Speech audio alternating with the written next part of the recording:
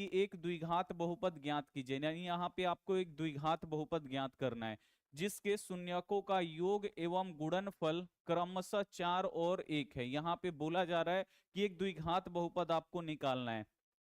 पहले दिया है शून्यकों का योग एवं बाद में दिया है शून्यकों का गुणनफल।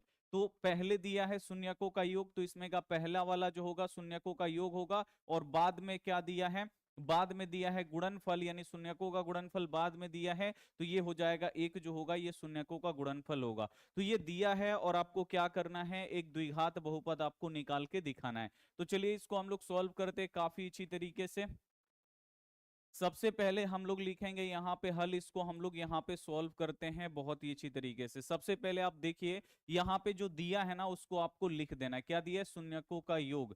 यहाँ पे आप लोग लिख सकते हैं दिया है, अच्छा लगता है अगर लिख दीजिएगा तो यहाँ पे दिया है, नहीं भी लिखेगा तो चलेगा, लिख दीजिएगा तो और अच्छा लगेगा।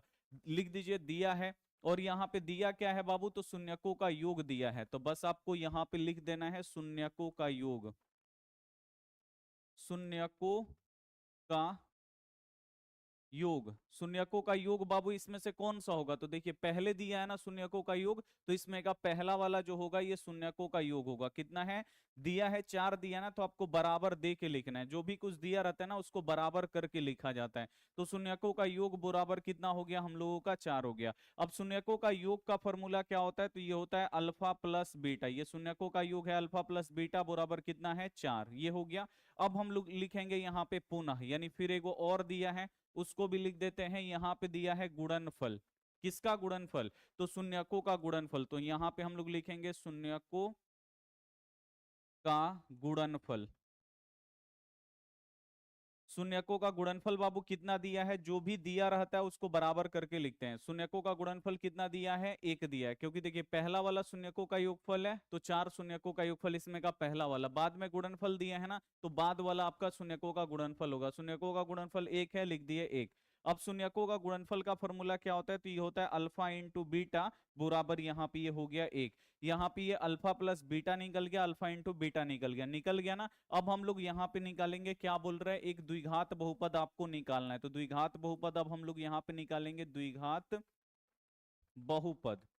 द्विघात बहुपद निकालने का बाबू फॉर्मूला क्या होता है, तो ये होता है x square minus alpha, alpha plus beta into x plus यहाँ पे होता है अल्फा इंटू बीटा। ये होता है निकालने का फॉर्मूला, तो ये आपको पता होना चाहिए। तो यहाँ पे आप लोग इसे याद रखिएगा, इंपॉर्टेंट है। एक्स स्क्वायर है तो लिख दीजिए एक्स स्क्वायर, माइनस है तो माइनस, अल्फा प्लस बीटा का मान रखना है। तो देखिए अल्फा प्लस बीटा का मान 4 दिया है ना, तो यहाँ पे आप लोग लिख दीजिए 4, और ब्रैकेट बंद है तो ब्रैकेट बंद कर दीजिए, एक्स है तो 1 लिख दीजिए, और प्लस है तो प्लस, यहाँ पे अल्फा इंटू बीटा का मान रखना है। अल्फा इंटू बीटा का मान कितना है, 1 है, लिख दीजिए यहाँ पे 1।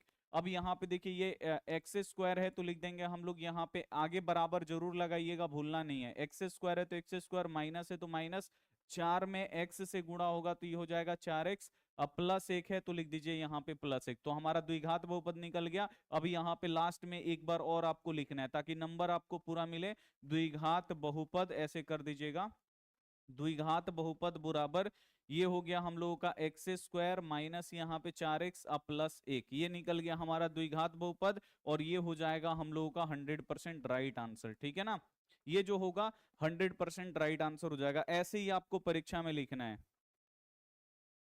लिखा जाएगा, जल्दी से एक बार आप लोग कमेंट करके बता दीजिए, लिखा जाएगा। मतलब आपको लास्ट में ये लिखना है, बोल रहे ना द्विघात बहुपद आप लोग लिखिए, तो लास्ट में ऐसे कर दीजिएगा द्विघात बहुपद, और जो आंसर आया होगा वो लिख के आंसर लिख दीजिएगा, बस आप लोगों का हो जाएगा। ऐसे ही आपको बोर्ड परीक्षा में बनाना है। द्विघात बहुपद लिख दीजिएगा, बोल रहे ना कि द्विघात बहुपद ज्ञात करें, द्विघात बहुपद लिख दीजिएगा, और जो बहुपद आया है उसको आपको क्या करना है, लिख देना है। चलिए नेक्स्ट अगला क्वेश्चन